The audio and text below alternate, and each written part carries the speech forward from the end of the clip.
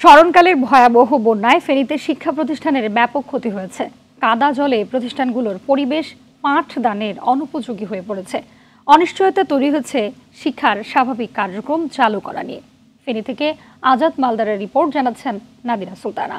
Sunbit সব দিবে সামাল। সানবিট ম্যাজিক প্রেস ডিশওয়াশিং এর মাথা ঘোরানো সলিউশন।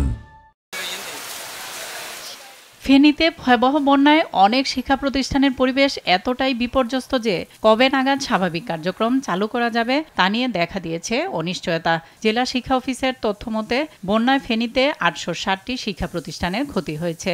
পানি নামলেও পাঠদানের পরিবেশ এখনো তৈরি হয়নি। অভিভাবকরা বলছে বন্যায় অনেক শিক্ষার্থীর বইপত্র ভিজে নষ্ট হয়ে গেছে। শিক্ষা প্রতিষ্ঠান বন্ধ থাকায় পাঠদান থেকেও দূরে শিক্ষার্থীরা। প্রতিষ্ঠানের বাইরে থাকলে আসলে যদি ক্লাস না চলে তার এই বাচ্চাদেরকে পড়ালেখার টেবিলে বসানো অনেক কঠিন। পড়ালেখা শেষ, তাদের বাসস্থান গেছে, এখন তারা যদি আবার নতুন করে যদি লাইফ ফিরে না পায় তাহলে তো তারা আগের মতো জীবন পাবে না। চলতি বছর আমাদের শিক্ষা ব্যবস্থার যতটুকু ক্ষতি হয়েছে, বাকি যে সময়টা আছে আমরা যদি এটা কাজে লাগাই তাহলে মনে হয় ছাত্রদের জন্য ভালো কিছু হবে।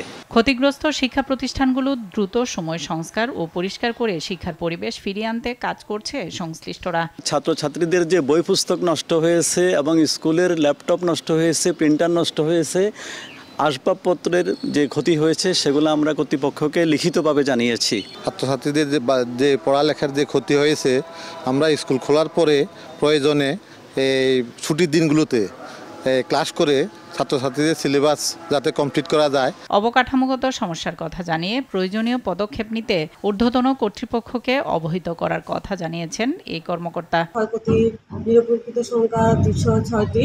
আমরা ইতিমধ্যে ক্ষয়ক্ষতি নিরূপণ করেছি। ক্ষতিটি আমরা ইতিমধ্যে নিরূপণ করে প্রধান কার্যালয়ে প্রেরণ করেছি। আমরা বরাদ্দ সাপেক্ষে মেরামত কার্যক্রম পরিচালনা করি। শিক্ষার্থীদের শ্রেণীকক্ষে ফেরাতে স্কুল সংস্কারের পাশাপাশি বানের পানিতে তলিয়ে যাওয়া বই খাতা সহ শিক্ষা উপকরণ যোগান দিতে সরকারের কাছে দাবি শিক্ষার্থী ও অভিভাবকদের। নাদিরা সুলতানা, RTV।